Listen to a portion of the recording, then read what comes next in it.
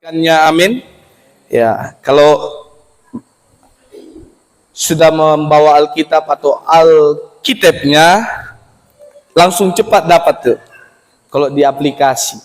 Ya, kita baca firman Tuhan ini, satu ayat saja, Yeremia pasal 29, ayat yang ke-7. Kita baca firman Tuhan ini bersama-sama, 3, 2, 1, go. Usahakanlah kesejahteraan kota, kemana kamu aku buang, dan berdoalah untuk kota itu kepada Tuhan, sebab kesejahteraannya adalah kesejahteraanmu. Amin. Ya, jadi Bapak Ibu belajar dari firman Tuhan ini, saya memberikan tema untuk kita renungkan. Mari kita baca bersama-sama. 3, 2, 1. Doakan apa yang kamu kerjakan. Amin. Ya, sama-sama Bapak Ibu. Pelayan Tuhan di tempat ini juga berdoa. Bapak Ibu jemaat Tuhan pun yang duduk juga berdoa. Kalau sama-sama berdoa, ada aksi dan reaksi, Tuhan turun tangan. Amin. Karena kita tahu bahwa pelayanan yang dilakukan di tempat ini, itu bukan karena kekuatan dan kehebatan kita, tapi karena ada campur tangan kuasa Tuhan. Sehingga dalam pelayanan dan pekerjaan Bapak Ibu di tempat ini, apa yang kita doakan, Tuhan akan senantiasa menolong dan memberkati. Dan kalau kita menemukan kesulitan, Dia akan memberikan jalan keluar. Amin.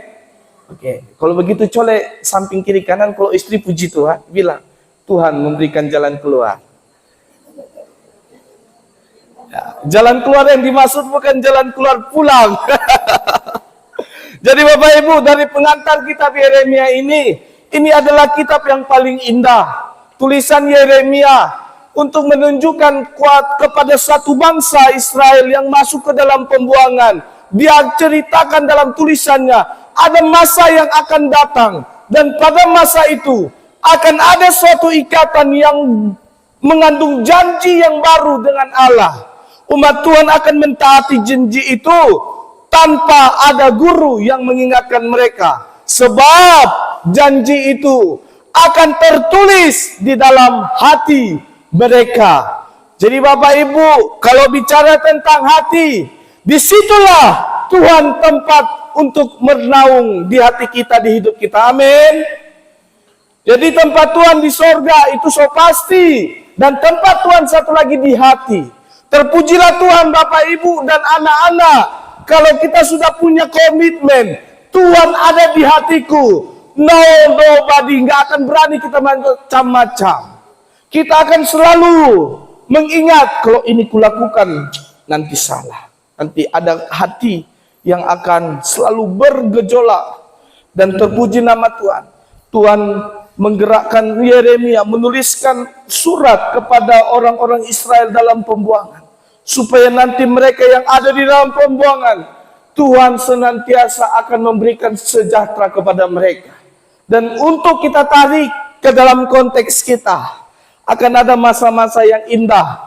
Tuhan akan tepati janjinya untuk kita. Amin.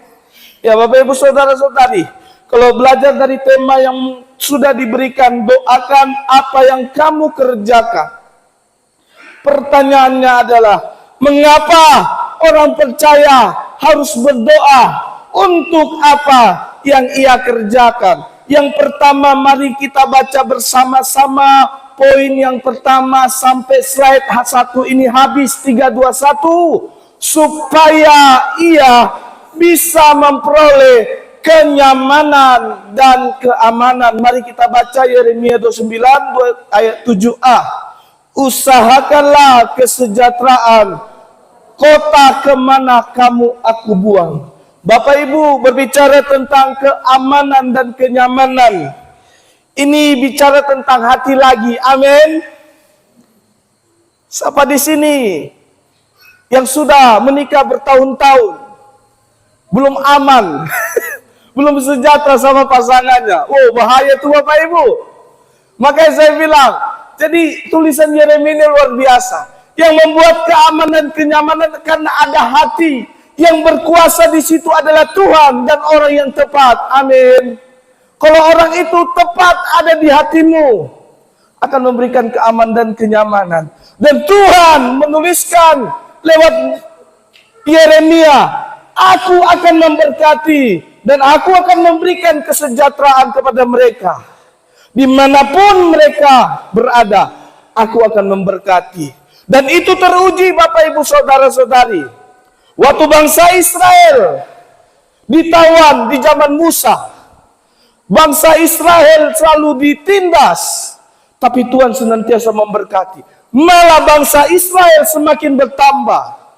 Dan Tuhan tepat janji. Dan dia menolong lewat Musa. Dan lanjut lagi. Mereka keluar dari perbudakan Mesir. Mereka keluar dan masuk ke tempat tanah perjanjian. Di situ bangsa Israel masih tegak tengkuk.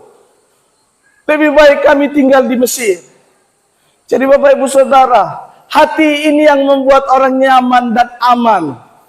Jadi artinya Tuhan meminta kepada kita, usahakanlah kesejahteraan ke kota mana aku buang. Bapak Ibu berbicara tentang kesejahteraan, itu dilihat dari teks aslinya, itu adalah kata shalom. Jadi dimanapun orang berada, harus ada shalom. Jadi shalom itu mempunyai arti kata kerja yang mencakup dengan kebutuhan dan perlengkapan. Salah satunya, waktu kita mengusahakan kesejahteraan ke kota yang mana kita akan tempati atau tempat pekerjaan yang kita tuju. Kebutuhan perlengkapan ini sebagai pendukung. Amin Bapak Ibu. Salah satunya kendaraan, rumah, apalagi hepeng, itu juga tanah dan lain sebagainya. Itu sebagai perlengkapan dan kebutuhan. Rumah, kalau mau minta lemari, konfirmasi dengan Pak Ugro, Pak Tisan. Kan perlengkapan, kebutuhan. Bukan menjadi kebutuhan yang sangat sentral. Itu hanya sebagai kebutuhan, sebagai faktor pendukung saja. Dan bukan hanya itu. Di dalam konteks kita ini, ada kesehatan. Siapa di sini yang sakit-sakit tapi bisa masih tetap kerja? Napas sudah ngap-ngap, masih bisa. Oh, saya Pak Gembala, masih bisa kerja. Enggak juga. Jadi selama kita masih sehat, kita bisa bekerja dengan maksimal. Amin. Tapi Pak Gembala, sering kenyataan berbeda. Kita udah sehat jasmani, tapi orang-orang di sekitar kita yang gak buat sehat.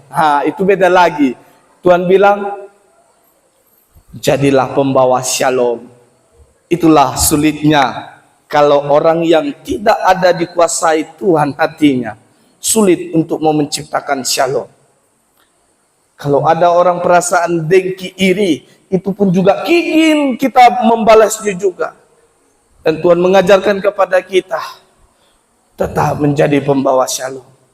Waktu shalommu itu tidak diterima, shalom itu akan kembali lagi kepada kita. Amin. Artinya luar biasa. Tuhan yang tahu, waktu kau mau menciptakan kedamaian, orang itu biasanya nggak mau. Dia suka sosok beragama, sosok suci. Tenang Bapak Ibu, Tuhan tahu. Dia tahu untuk menempatkan shalom ini nggak cocok sama orang ini.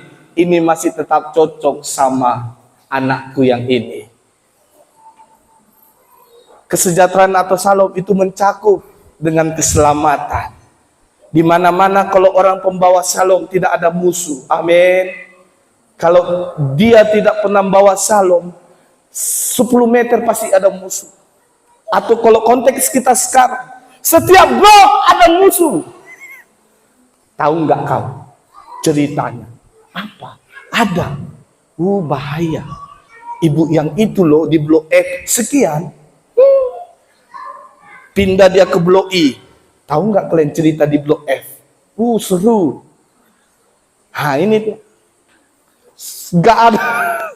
Di mana-mana dia menciptakan satu tindakan yang tidak terpuji. Dan akhirnya orang pun menilai orang tersebut. Dan saya percaya di sini tidak ada orangnya. Amin. Tapi nanti kalau di luar tidak tahu. Ya, Bapak Ibu, selama di gereja banyak gembala, pelayan, bisa kayak malaikat. Tapi kalau di luar gereja bisa kayak setan. Itulah makanya khotbah pelayan atau yang di gereja, itu saya kalau pakai persen, itu 20% ya. Jadi kalau kita sesungguhnya adalah di luar gereja. Amin. Karena di luar gereja, disitulah kita bisa membuktikan. Dan saya juga masih belajar. Dan saya masih mengintrospeksi diri saya, supaya saya tidak menjadi kesesatan bagi jemaat Tuhan. Contoh kalau saya khotbah, Bapak Ibu tahu nggak? Harus percaya sama Tuhan sungguh-sungguh. Dan saya mengajarkan di mimbar ini, tapi saya masih banyak jimat saya simpan di rumah. Saya mengajarkan kepada Bapak Ibu, kita tidak usah mendendam. Kita harus mengampuni. Tapi di mana-mana selalu ada akar pahit. Saya bilang, itu setan Bapak itu. Kurang ajar itu. Dan Bapak Ibu, mari kita belajar bersama-sama. Amin. Supaya keselamatan akan melahirkan shalom di hati kita. Yang terakhir itu adalah kedamaian. Jadi shalom itu mencakup dengan kedamaian. Jadi terpujilah nama Tuhan. Kalau kita mendoakan apa, di mana tempat kita bekerja, keamanan, kenyamanan akan berusaha kita peroleh dan kita akan ciptakan. Itu yang pertama. Yang kedua, saya nggak lama-lama. Tadi dari angka 3 ya Pak, angka 4 kah? Nah, supaya Bapak Ibu konsen. Pak Gembala jangan lebih dari 30 menit. Susah. Tenang, ini nggak lama. Oke Bapak Ibu, yang kedua, mengapa orang percaya harus mendoakan di mana tempat ia bekerja? Yang kedua, 321, supaya tempat kerjanya dilindungi dan diberkati Tuhan. Yeremia 29 ayat 7b, satu ayat ini kita gali sampai tuntas. 1, 2, 3, dan berdoalah untuk kota itu kepada Tuhan. Bapak Ibu, kita mau berdoa supaya tempat kita bekerja diberkati dan dilindungi Tuhan. Saya pernah beberapa tahun yang silam, guru profesinya, saya tidak sebut orangnya, Pak Gembala, betul, kalau 50, 70 sampai 100 tahun pembuatan kapal Nuh, di situ pohon-pohon di sekitarnya pasti akan bertumbuh lagi. Dan betul, jadi artinya Pak, kita sedang ada di tengah hutan. Mari kita berdoa supaya orang yang di FE ini betul-betul bekerja, dan setiap orang DPA waktu tanam pohon, pohon itu tumbuh. Dan kita tidak tahu mujizat Tuhan. Tuhan bisa menciptakan pohon hanya dengan mulut saja mengatakan kata-kata, jadi itu pohon. Tapi kalau kita, dia ciptakan berbeda, spesial. Jadi artinya, karena kita bisa berdoa sama Tuhan, kita minta sama Tuhan, supaya tempat kita bekerja, Tuhan berkati itu pohon. Dan bapak-bapak yang di FE nggak takut lagi dengan binatang. Kalau ada binatang, mereka antara antisipasi atau jadi itu makanan itu. Dan tidak ada mungkin ibu, bapak-bapak yang di FE selingkuh, nggak mungkin. Ya kan Pak Epan? Apa yang mau dilihat? Monyet. Binatang-binatang yang ada di sana. Tidak ada pikirannya mereka supaya berdoa, supaya bapak-bapak di sana. Tidak ada binatang-binatang yang kayak gini yang mematuk nanti. Supaya mereka diberkati dan dilindungi Tuhan. Dan perusahaan ini Tuhan berkati. Dan kita masih berdoa supaya Tuhan menolong dan membukakan jalan dengan kondisi yang sekarang ini. Kita tidak tahu apa rancangan dan rencana Tuhan. Tapi mari kita berserah penuh kepada Dia. Karena Tuhan bilang, kalau seandainya tempat ini hanya sekian puluh tahun saja kita ada di tempat lain, itu terserah Tuhan. Tapi kita berdoa dimanapun kita berada, kita berdoa. Seperti bangsa Israel di dalam konteks pembuangan. Mereka berharap, aduh rasanya enak tinggal di kampung. Di sini tidak ada masih pikiran di kampung ya Pak. Sudah move on dari momen Natal kan. Amin. Kan sudah lama kali kita tinggalkan, sebulan lebih. Pak Gembala susah masih belum move on. Enggak Pak, kita udah sebulan lebih. Jadi momen kampung itu biarlah momen holiday. Ini momen sekarang Bapak Ibu berdoa, berjuang, bekerja. Dan akhirnya apa yang engkau doakan, engkau akan kerjakan. Dan apa yang engkau kerjakan, itu hasil dari doa yang engkau minta sama dia. Dan itu is the best untuk kita. Amin. Itu mereka bahasa Bapak Epan tuh di Mandiara. Setiap apa yang kita minta sama Tuhan, dan Tuhan akan turun tangan. Yeremia menuliskan surat kepada jemaat orang Israel di pembuangan. Tenang, nanti ada Tuhan yang akan menolong. Makanya di dalam Yeremia 17 pun dibilang, diberkatilah orang yang mengandalkan Tuhan, yang menaruh harapannya dan percayaannya kepada Tuhan. Amin. Dan kata kalau diberkati ini, saya bukan khotbah tentang kemakmuran. Karena ini memang konteksnya Yeremia. Yeremia adalah nabi yang dibilang nabi yang paling banyak penuh perjuangan. Tidak ada sepanjang perjalanannya orang Israel bertobat. Tapi ini nabi dibilang nabi besar. Karena tidak melihat jumlah orang bertobat, tapi kesetiaan. Bapak Ibu, kalau kita tarik konteks sekarang, mungkin sulit untuk mengajak orang bertobat. Tapi Tuhan menilai hati kita. Kita tetap setia sampai akhir hidup kita. Karena sulit kalau untuk mau menggerakkan dengan logika kekuatan supaya orang bertobat. Kalau gaya-gaya preman, itu mampus babak belur. Itu nggak bertobat. Waktu pelayanan di penjara luar biasa sekali mereka angkat tangan. Di saya khotbah pun tajam-tajam. Pak, waktu kita di penjara angkat tangan. Di luar penjara kita buat orang angkat tangan kena kita. Mereka tunduk. Ditanda kita angkat tangan. Memang betul-betul kita berserah kepada dia. Kita mau berdoa kepada Tuhan. Waktu kita angkat tangan dua-dua kepada Tuhan. Dan Tuhan melihat kerinduan dan iman kita. Tuhan turun tangan. Amin Bapak Ibu. Jangan kita tembak Tuhan. Tuhan, ini gara-gara kau ini Tuhan. Tapi bilanglah Tuhan, rancanganmu adalah rancangan yang damai sejahtera. Dan itulah yang dituliskan oleh Yeremia. Rancangan Tuhan adalah rancangan yang membawa damai sejahtera di kondisi yang sekarang ini. Walau kalian masuk dalam pembuangan. Di situ Tuhan akan memberkati dan melindunginya. Itu yang kedua. Jadi Bapak Ibu, kota yang dimaksud itu adalah menunjukkan tempat sekarang. Mengapa harus berdoa buat kota tempat tinggal kita sekarang? Yang pertama saya buat, agar tempat kerja dan tinggal kita diberkati dan diberi kelimpahan. Kelimpahan ini supaya tidak harus bicara tentang kekayaan. Yang penting ada, dan kita bisa mensyukurinya. Yang kedua, supaya kita bisa membungkam kepicikan dan kelicikan orang-orang yang bodoh. Tuhan mau pakai Bapak Ibu supaya ada orang-orang yang di salah satu di dalam pekerjaan mau menjatuhkanmu. Tuhan bisa memakai kau supaya engkau bisa menjadi berkat dan bisa menjadi penolong. Oleh karena itu, mari kita berdoa senantiasa, berdoa terus, dan kita tidak tahu mujizat Tuhan memberkati perusahaan Erna ini.